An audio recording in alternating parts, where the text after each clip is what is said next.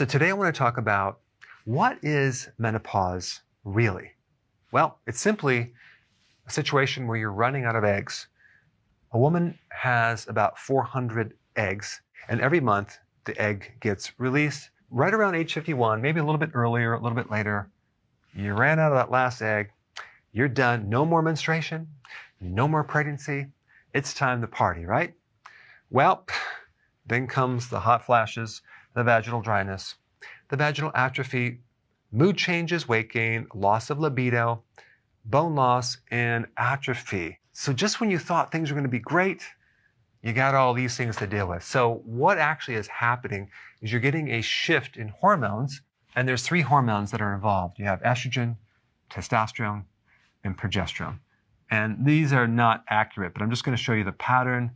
Typically, before menopause versus after, you're going to have a drop of estrogen about 50, maybe 40 to 50%. Testosterone is going to drop about 50%. But check this out. Progesterone is going to drop between 70 and 90%. So progesterone is the one that really crashes and burns. Progesterone counters and buffers estrogen. They work together.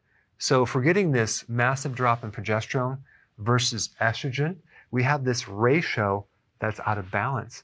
It's going to make estrogen appear dominant in the body. And this is why you have some of the symptoms right here, because it's estrogen dominance. When in reality, it is lower, but this is the one that actually makes it appear to be high in the body and creates a lot of problems. Now, the other thing you have to realize is that you have a backup mechanism, okay, a plan B, and that's the adrenals. The adrenals actually make these 3 hormones too. And they're supposed to act as a backup to the ovaries and give you the right amount of these hormones. Of course, you don't need the same amount of hormones as before menopause because you're not going to have a baby. But here's the issue. If these adrenals are weak going into menopause and they're not able to back up the ovaries appropriately, you're going to start seeing problems with these hormones because you're going to be deficient, and you can start experiencing these symptoms right here. It happens all the time. In fact, 70% of women after menopause develop hot flashes. So in reality, all these symptoms are not normal. But if the adrenals are weak, that's when you really have the big problems. So what you really need to do is support the adrenals before menopause and try to keep your stress as low as possible. That's going to probably help you more than anything. Estrogen not only comes from the ovary and from the adrenals, it comes from your own fat. So depending on how much weight you're going to have certain levels of estrogen. So this could literally just go down slightly, maybe down, maybe, I don't know, 30%, maybe even 20%, making this difference here, this ratio, even worse.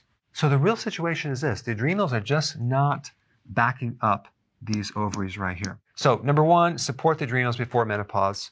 But some of you watching are actually after menopause. So what do you do in that situation? Well, you do not go on a low-fat diet. Do not lower your dietary cholesterol. Why? Because all of these hormones are made out of cholesterol. That's the precursor. So if you actually go on a low-fat diet, low-cholesterol diet, you are going to negatively influence these hormones. All right, number 3, counter high cortisol. Because the adrenals are acting to support the ovaries, you're going to get a spike in cortisol. Okay, that spike in cortisol is very damaging in several ways. One is it destroys your bone. That's why women after menopause sometimes develop osteopenia and even osteoporosis, and they get atrophy. It looks like cellulite, but it's really a loss of muscle, which you're getting this atrophy or loose muscle tissue, and it looks like it's all fat, but it's not.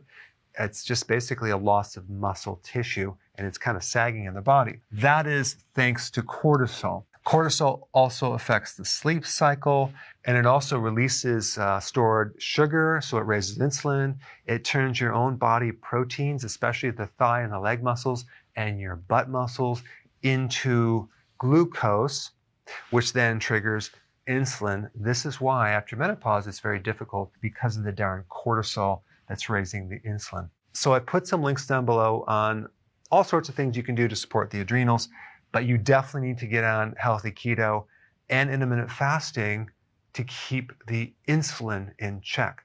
That's your best bet for helping you lose weight and also helping you correct a very slow metabolism. Number 4, it would make sense to do something to beef up, no pun intended, your progesterone. Wild yam cream is a really good remedy. There's others, but I recommend the wild yam cream for that. And that way this will push this up and help you reduce some of these right here. Now, because your estrogen is a little bit higher, and that could be damaging because it's not being opposed by the progesterone effectively, I would recommend consuming more cruciferous vegetables just to keep that estrogen in check. Cruciferous vegetables, sea kelp, and something called DIM, which is basically concentrated cruciferous, all can help to balance these 3 estrogens and give you more of the good estrogen and less of the bad. So it's more protective against things like breast cancer, things like that. And lastly, vitamin E. A lot of the vitamin E is stored in the pituitary gland that actually controls the adrenal and controls the ovary. And so vitamin E drops significantly after menopause. So if you actually take enough vitamin E in the correct type, which I'm going to tell you in a second, you can support the adrenals and the ovaries and minimize a lot of these symptoms right here.